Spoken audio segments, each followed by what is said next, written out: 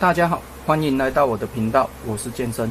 今天是2023年10月5号，星期四。今天我想要来自己更换汽车救援电池的电池。这一台我已经买了蛮多年的了，前几天要用的时候，发现它效能已经完全没有了。它这边是写19年1月份购买的，所以4年了。所以我们今天就是先把它拆开，它就4个螺丝，左右各2个。哦，它这边有一个贴纸，那我们先把它划开。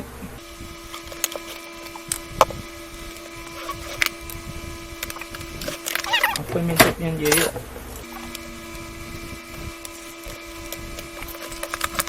那这样子应该就可以拿起来了。那我们这边一样先给它拍照。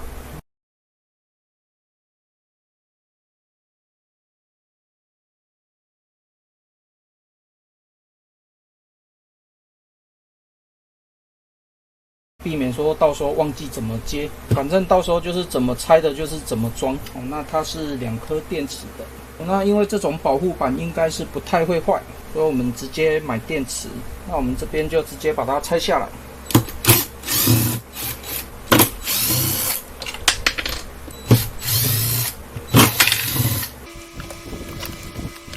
这样子就拆下来了，所以这个还是蛮简单的。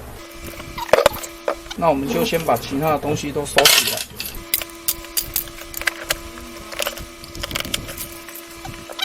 它这个写喷射专用，它的型号是 NG7B 4C 12伏的 6AH。那接下来我们就是上网去查这个电池的型号，看有没有人在卖。那我就等电池买回来再做更换。这种淘汰下来的电池，我会先把它进行充电。那这2颗都已经充好了，充完电以后，我会测试它剩余的效能。那一样用我们做的这一台就可以了。那这一颗电池测起来是目前还有12.4伏特，我们测试一下它还有多少效能。那因为不能够测试太久，因为我这个线接的比较细一点，然后它这个功率比较大，所以我只能稍微测试一下。那目前测起来是 8.9A 左右。那我们这一颗就可以给它做个记录，这一颗是 12.4伏 8A， 这样子就可以等新的电池来以后，我们再来进行新的电池的比对。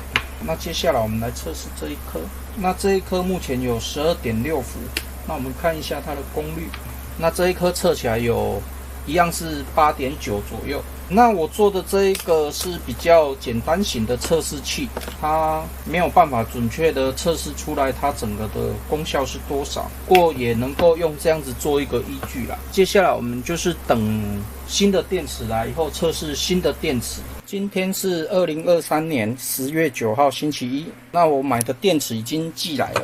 那我是在网络上买的，在网络上买价格会比较便宜一点。那我先开箱。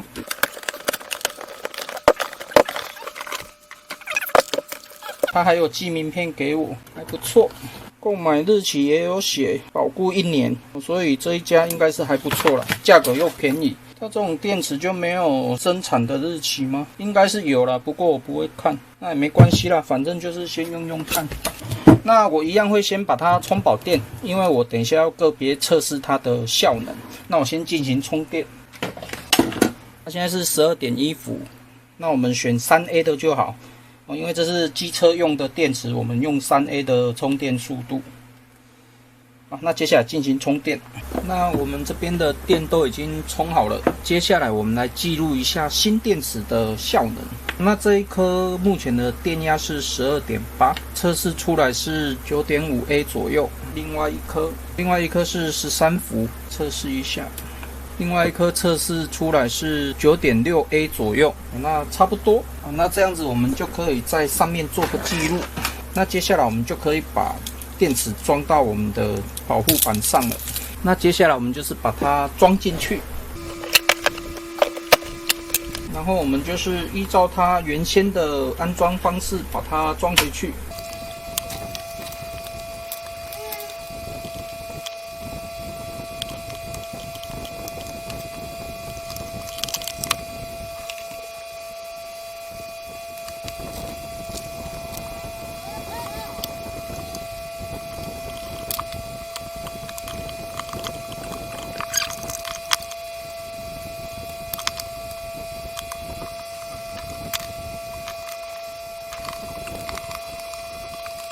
那这样子就安装完成了。那接下来我们就是把盖子盖回去。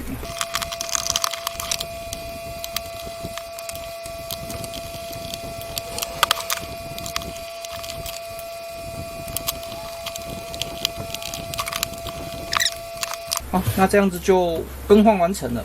那目前是100%，不过我还是要重新充电一次哦，让它2个电池均衡一下。那我们接下来一样进行充电。那接下来我们就是等充完电。那已经可以将电充满了，我们量一下电压，14.08，正常。那我来测试一下很久没有用的这个继电器点焊机，这个镍片是0.2的。那这个电池是坏掉的，那我们来点焊看看。